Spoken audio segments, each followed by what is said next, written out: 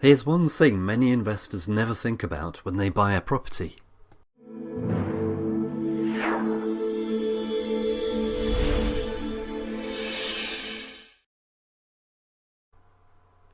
When most investors buy a property as an investment, a buy-to-let, they rarely consider how easy or hard it would be to sell the property. Which is understandable. They're probably thinking they'll own it forever and maybe pass it on to the kids when they go.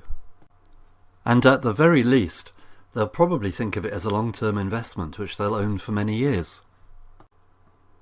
But things change, and the reality is that none of us know what could be happening in 5 years, 10 years or 20 years, and which might affect how we see property ownership at that time. Maybe a daughter decides to get married, and so you might need to sell to release capital.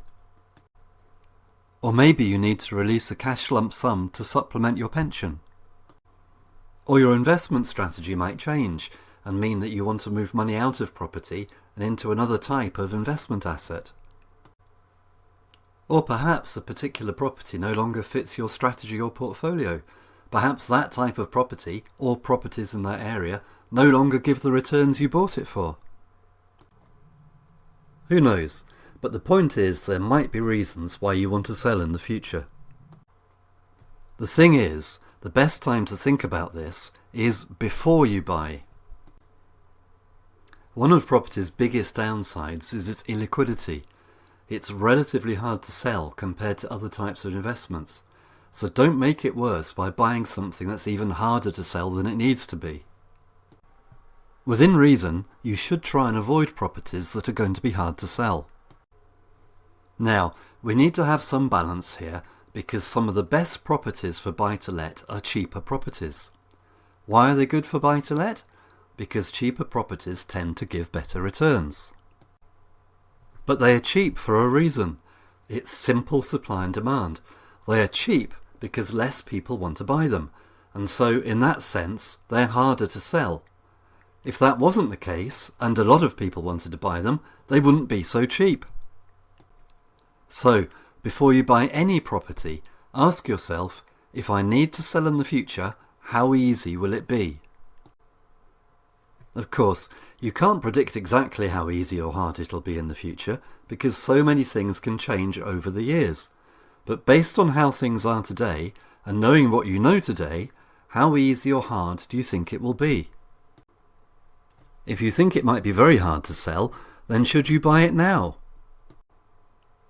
For example, if it's cheap because it's in poor condition, then you can probably assume, and you must do your due diligence to confirm this, that once you've done it up, it'll be much easier to sell.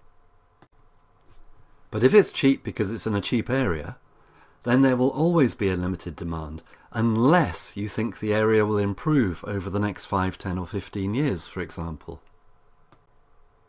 Some properties, which are hard to mortgage or unmortgageable, may always be very hard to sell. For example, properties of non-standard construction, flats over takeaways, properties in areas with a high risk of flooding, and so on. Does that mean that you should never buy a property like that? Not necessarily, but as part of your due diligence you must decide whether the risks make the return worthwhile, knowing that if you ever do need to sell, you will find it hard. If that's not a risk you feel you can take, then you should look for properties that better fit your criteria and accept that you might have to pay more for them. And if you're enjoying this video, then please don't forget to like, follow and subscribe. And please also come over to my website, thepropertyteacher.co.uk, that's thepropertyteacher.co.uk, where you'll find loads of resources, including free special reports, plus my very popular The Successful Property Investors Strategy Workshop, and the Successful Property Renovators Workshop.